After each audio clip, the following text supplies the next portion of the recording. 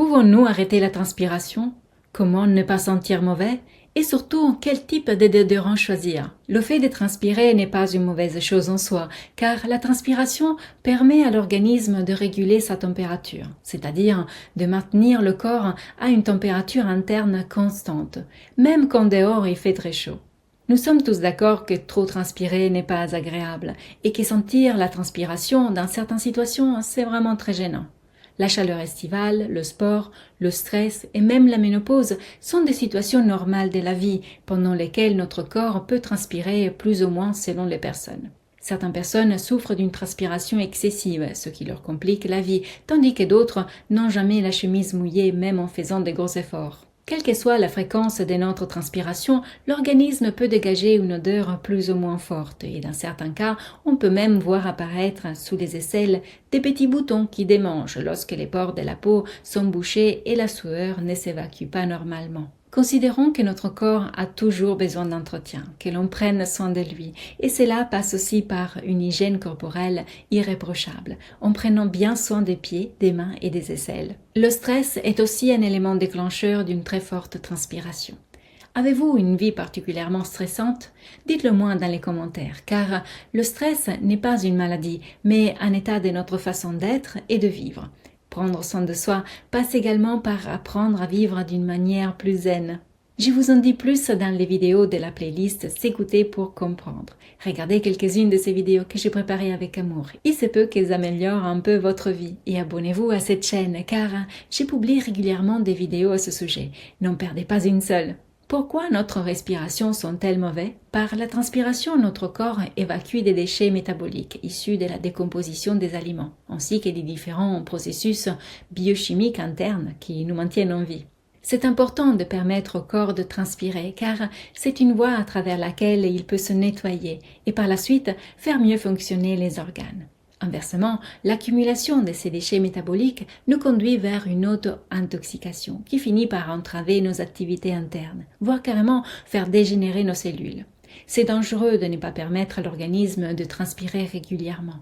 L'odeur de notre transpiration est conditionnée par ce que nous mangeons, par une éventuelle prise de médicaments, par les émotions plus ou moins intenses que nous vivons, notre environnement qui peut être plus ou moins pollué, l'eau que nous buvons, etc.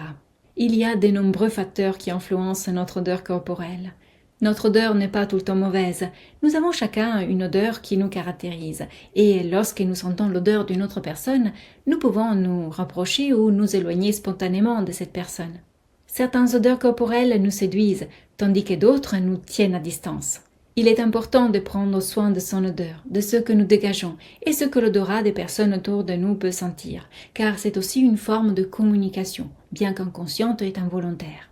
Tout comme notre transpiration, les produits que nous appliquons sur notre corps ont des odeurs plus ou moins marquées et influencent nos relations.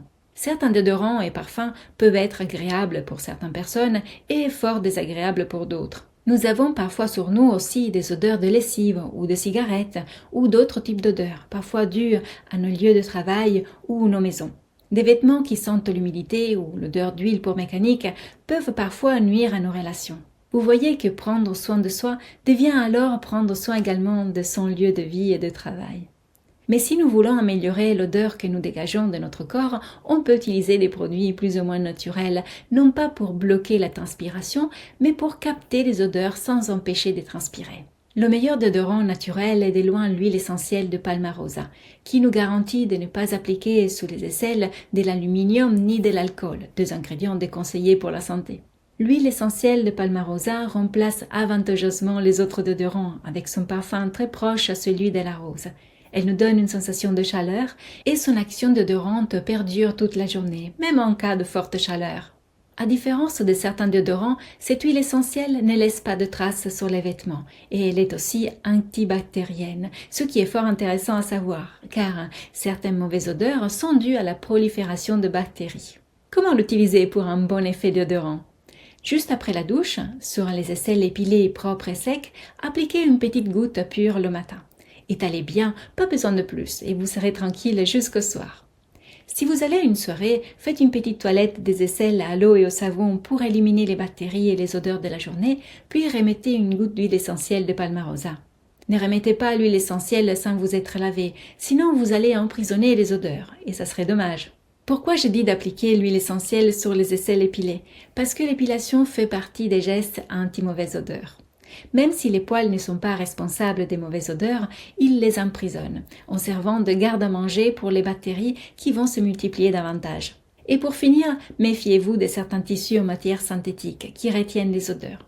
Lorsque c'est possible, privilégiez les tissus en fibres naturelles.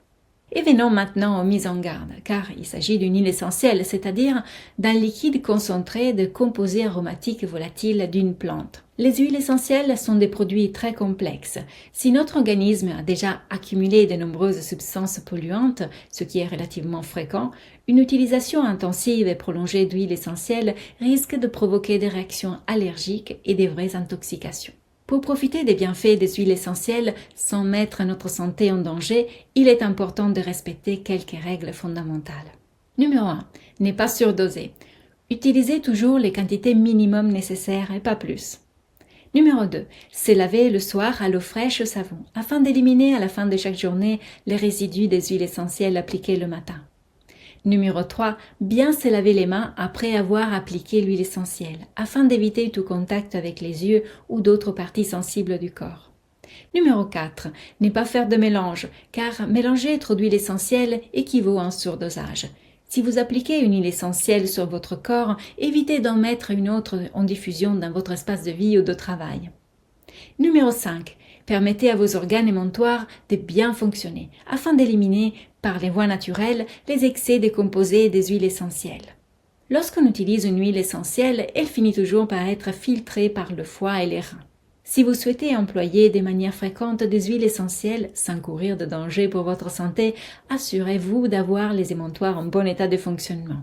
Ceci passe en premier lieu par une correcte alimentation. Dans la formation adaptée son alimentation, je vous enseigne à bien utiliser les aliments pour soutenir et protéger chaque organe. Vous pouvez vous inscrire dès maintenant en suivant le lien en dessous de cette vidéo, car il est toujours le bon moment pour prendre soin de soi et de son assiette.